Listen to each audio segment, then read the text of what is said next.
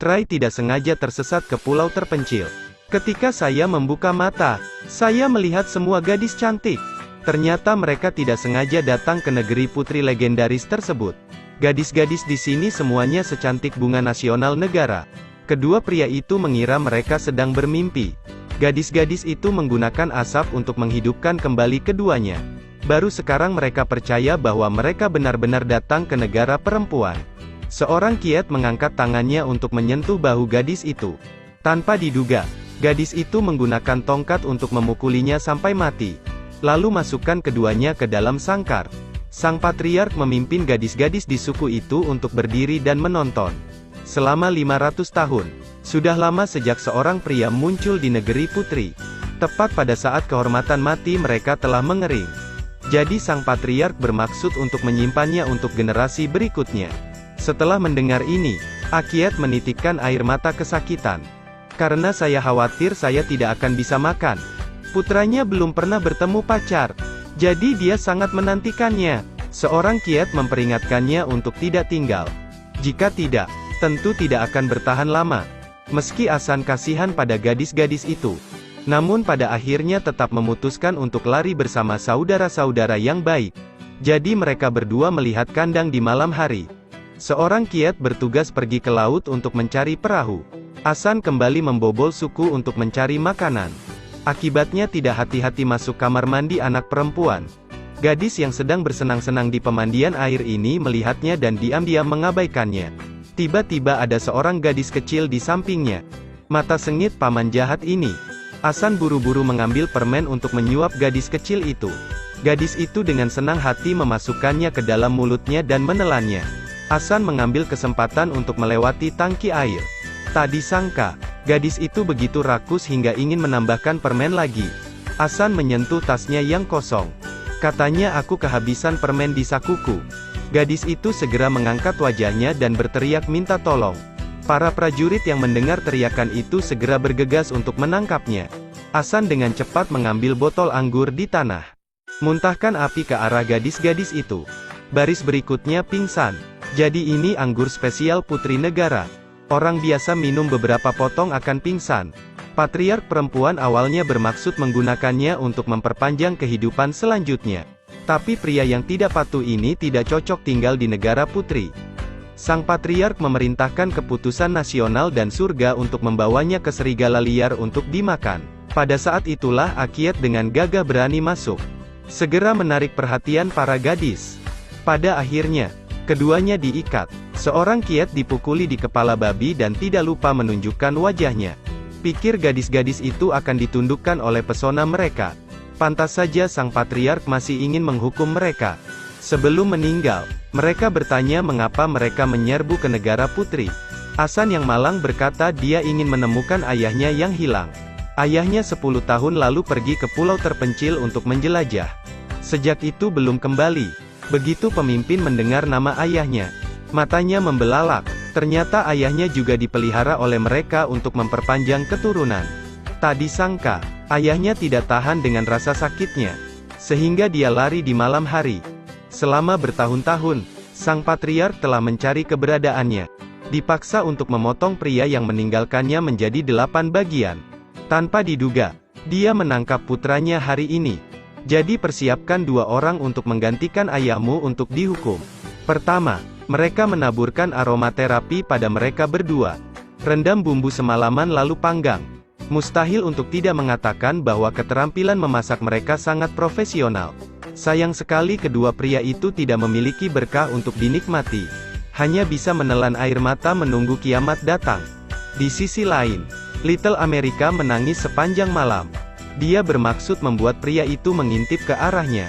Karena sang patriark pernah berkata bahwa laki-laki adalah spesies yang sangat kejam. Begitu dilihat oleh mereka, itu akan menyakitkan seumur hidup Anda. Hasan, karena dia ingin hidup, hanya bisa menunjukkan mainan selanjutnya. Puji dia karena cantik. Karena sesaat, aku hanya bisa mengintip. Ketika Xiao Mei mendengar ini, dia dengan malu-malu menundukkan kepalanya. Perlahan jatuh cinta dengan pria ini. Jadi ambil pisau dan buat beberapa potongan di dalam air. Hasan mengangkat tangannya untuk melihat kawat itu sekarang terbuka. Tiemei berpura-pura sangat marah dan menyuruh mereka menjauh. Nama sebenarnya di hati sangat menantikan mereka tetap tinggal. Namun keduanya sudah mengetahui keunggulan sang patriark. Akhirnya lari ke hutan tepat di malam hari. Tidak heran pulau ini penuh dengan jebakan. Dua orang yang bahkan belum kehabisan suku tertangkap. Gadis-gadis itu menggantung penuh aksesoris di tubuh mereka.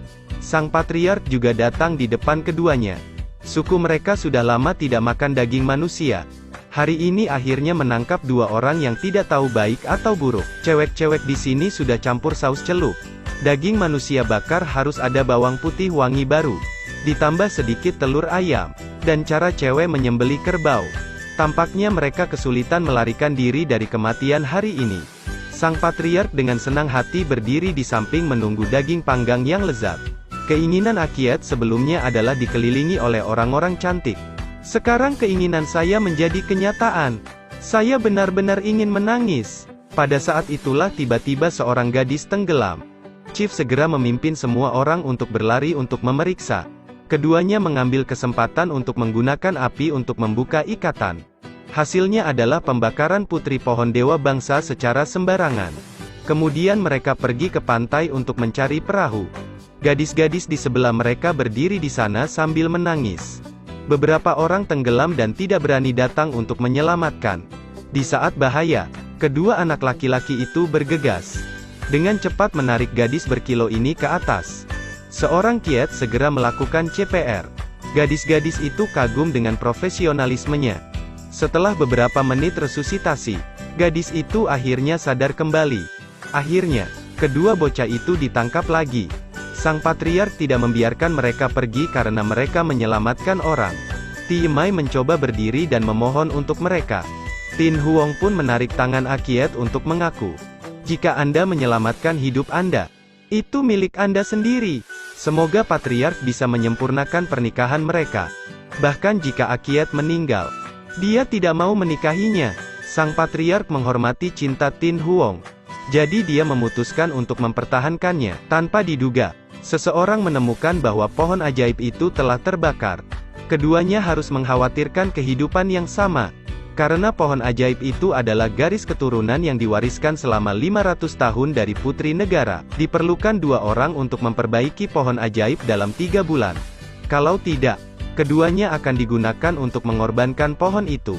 Tapi sekarang sudah dibakar menjadi arang. Bahkan para elf tidak bisa menyelamatkannya. Jadi kedua anak laki-laki itu ingin berlari lagi. Tidak mengherankan, masih tertangkap oleh kedua gadis itu. Mereka hanya perlu menyirami pohon ajaib itu setiap hari. Berharap keajaiban suatu hari nanti. Keduanya sesekali menangkap ikan di laut untuk memperbaiki makanan. Meski putri laut dikelilingi di semua sisi, tapi mereka tidak berani masuk ke air untuk menangkap ikan. Itu sebabnya gadis itu memuja mereka berdua. Setelah beberapa hari hidup bersama, hubungan mereka menjadi lebih baik dan lebih baik. Asan dan Tiemei juga menjadi pasangan yang penuh kasih. Setiap hari, saya merebus ayam untuk orang yang saya kasihi makan. Nama Tin Huong ini pun mengejar Aqiet dengan ganas. Setiap hari bawakan durian untuk dia makan. Seorang Qiet merasa seperti dia bisa mencium bau ketiak. Tin Huong dengan marah menariknya ke dalam hutan. Sejak saat itu, Aqiet mendengarkan Tin Huong. Hari itu, Tiemei merindukan orang yang ada di hatinya.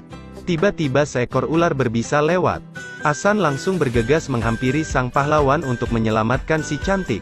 Baru saat itulah aku menemukan Mueller ini adalah hewan peliharaan kecil Amerika. Tetapi hubungan mereka berkembang sejak saat itu. Gadis pemberani yang dulunya adalah kekasih laki-laki. Setiap hari melihat pria ini tertawa bodoh. Menyirami rasa cinta. Pohon ajaib itu akhirnya bertunas. Gadis-gadis itu bergembira sepanjang malam untuk merayakan hari yang indah ini. Bahkan patriark yang dingin itu tersenyum.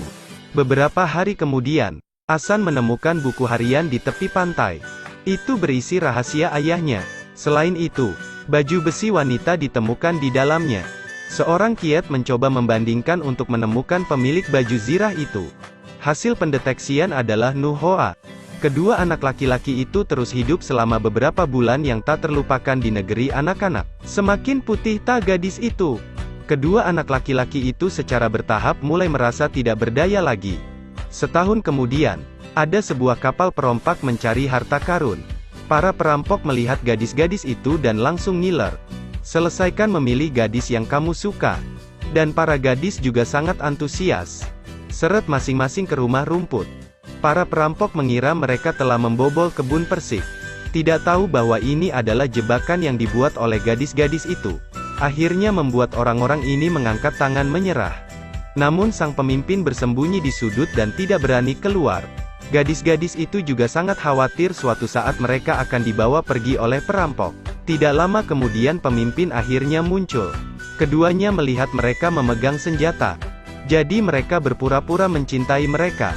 Undang mereka dengan hangat ke dalam rumah untuk duduk. Patriark tunggal selama bertahun-tahun mengedipkan mata pada mereka sebagai pemimpin mereka. Tetapi pemimpin itu tampaknya tidak tertarik padanya. Lalu mereka mengambil buah aneh putri negeri itu untuk menyambut para perompak. Coba juga buat mereka mabuk. Tidak heran pemimpinnya sangat pintar. Mendeteksi jebakan segera mengeluarkan pistol dari sakunya.